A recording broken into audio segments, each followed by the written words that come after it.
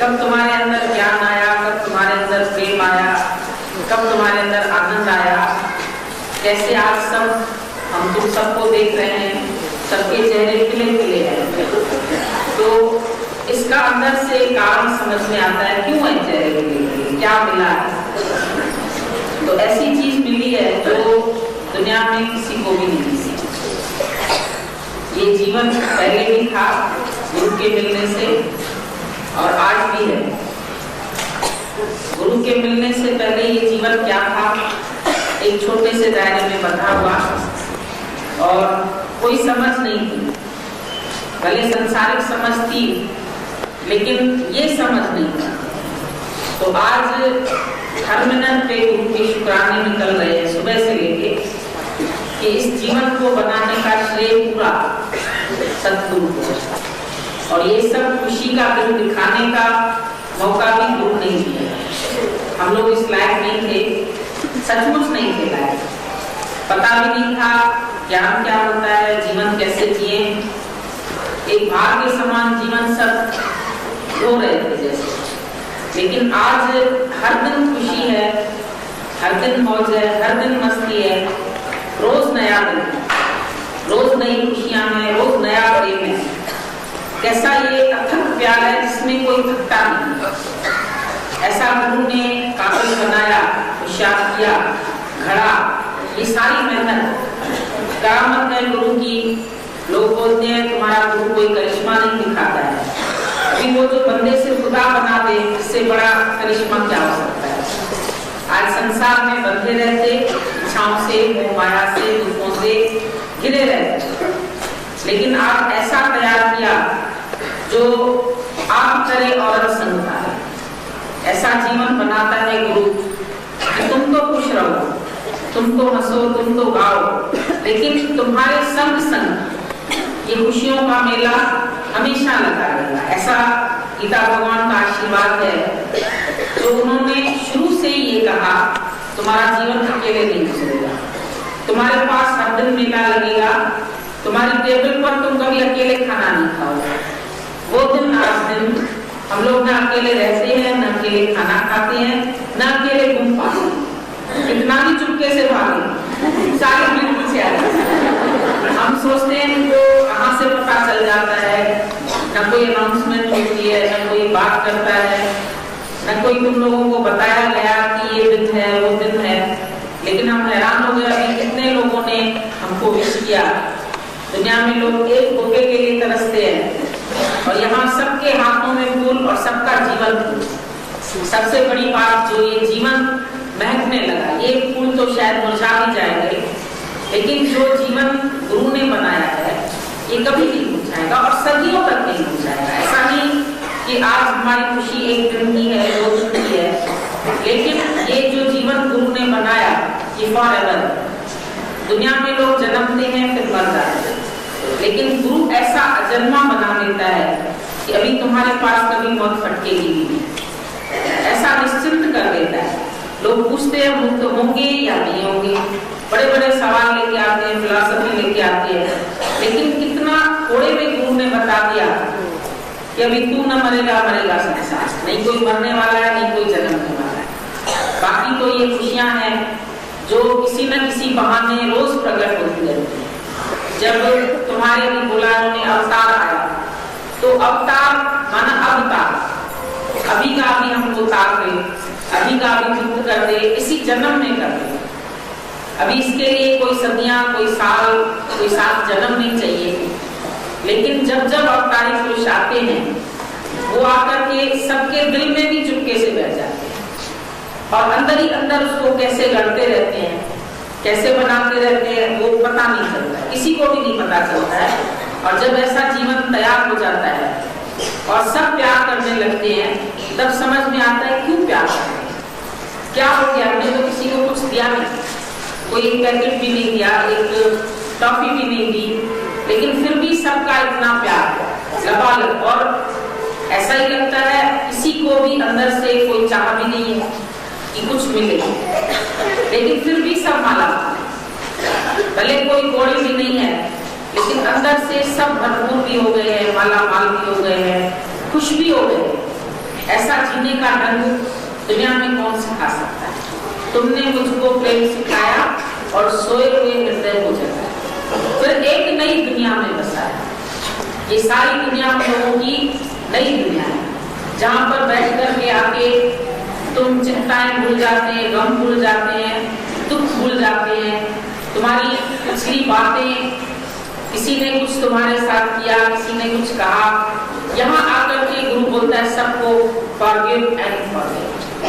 सुबह सुबह उठ करके परमात्मा के रोज लाख रोज शुक्राने जब हम गाते हैं तो हमारी खुद की दिल बनती। शुक्राना और मुस्कुराना, सरल सरल बातें बताइए, smile all the while, this is your morning exercise. और एक्सरसाइज भले ही करते हैं, लेकिन यहाँ पर जो हंसी आती है सबको, वो दिल से आती है। खुशी जो आती है वो दिल से आती है कि हमारा दिल झूमने लगता है। एक दिन के लिए नहीं झूमता है, लेकिन हर रोज झूमता है, क्योंकि नित्य नए नए फूल खिल रहे हैं। सबके अंदर से ये प्रेम की सुगंध निकल रही है जो दबी हुई थी। आज दिन तक जिस प्रेम का हम पर अक्षर भी नहीं जानते थे, आज गुरु ने उसका स्वरूप बना। तू आनंद स्वरूप है, तू प्रेम का स्वरूप है, तू क्या है ये पहचान आती गुरु ने दी, नहीं तो कोई नहीं दे सकता। आज दुनिया में सब लोगों का जीवन देखते हैं, कैसे घर घर लगिया, कबीरा कोटे चढ़ के देखा तो घर घर लगिया, सबके जहाँ सतगुरु थे, नहीं तो मैं भी न जाता। आज ये आग सबको जला रही है, झुलसा रही है। ये सतगुरु के मिलने पर जैसे अंदर ही अंदर आग ठंडी हो जाती। परिस्थितियां आती है, असर नहीं करती, दुख आते हैं, वापस चले जाते हैं। ख्याल हमको दुखी नहीं कर सकते, ख्यालों को भी ख्याल आ गया इसको कैसे।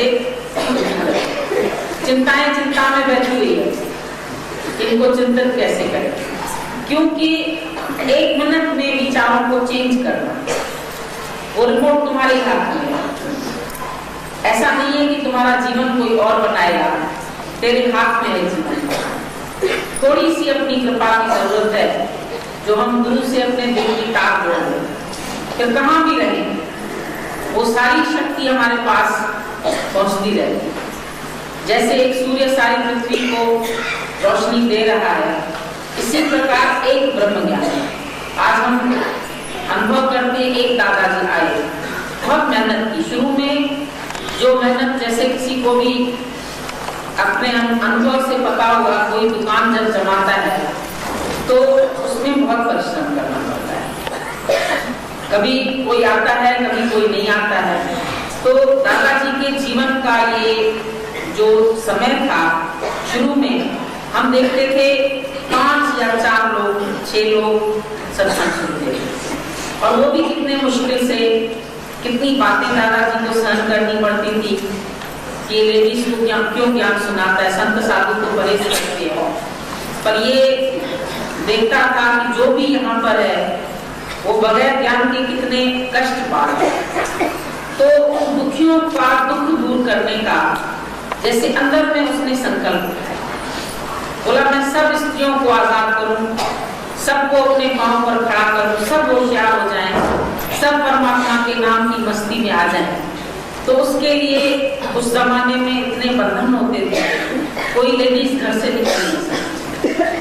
दादाजी जाकर के पीछे का दरवाजा करते, गली के पीछे जो दरवाजा होता है उसको जाके खटखटा के उनको बहाने से बुला के सैर करते करते हंसते हंसते ये ज्ञान दे देता था, प्यार प्यार में सारा ज्ञान दे देता था। तो शुरू में इतनी मेहनत की, घर घर में जाके दरवाजा खटखटा के ये ज्ञान दिया। जैसे ऐसे लगता था गुरु को हमारी जरूरत है, गुरु क्यों हमारे पीछे पड़ते हैं, क्यों मेरे पास आता है, इसका क्या मोटिव हो सकता है। कई लोग कई अर्थ निकालते हैं, लेकिन ऐसे समय में उसने इस ज्ञान को प्रकट किया।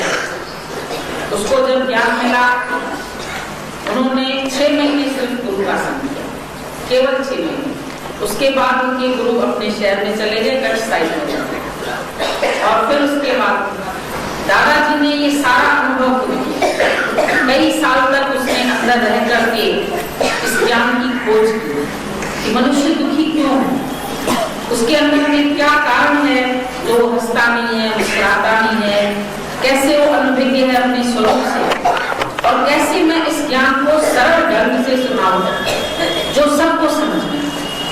आज ऐसा ये ज्ञान है, एक बच्चा भी आता है वो भी झूमने लगता है, कोई बड़ा आता है वो भी झूमने लगता है, कोई जवानी में आता है, कोई बुढ़ापे में आता है, सबके लिए जैसे ये ज्ञान इतना सरल करके, ना कोई संस्कृत की भाषा, न कोई ऐसे कठिन शब्द जो हमारे समझ में न, हमारी बोलचाल की भाषा, और साथ बिठा के, साथ खिला के, साथ घुमा के, साथ लिया उसने, बोला अनुगामी नहीं बनो, सहगामी बनो, मेरे साथ साथ चलो।